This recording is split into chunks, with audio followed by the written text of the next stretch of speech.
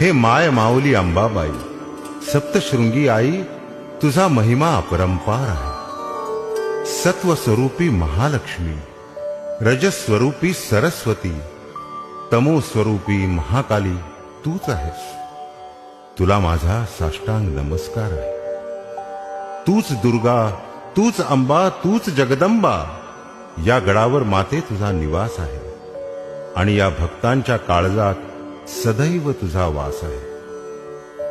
काम, क्रोध, लोभ, मोह, मद, मत्सर आणि अहंकाराच्या 7 शिखरांना पार करून जो भक्त हृदय मंदिराच्या दारी येतो, त्याला हे आई त्रिगुणात्मक ब्रह्मस्वरूपिणी अशा ओंकार स्वरूपाचं तू दर्शन देतेस.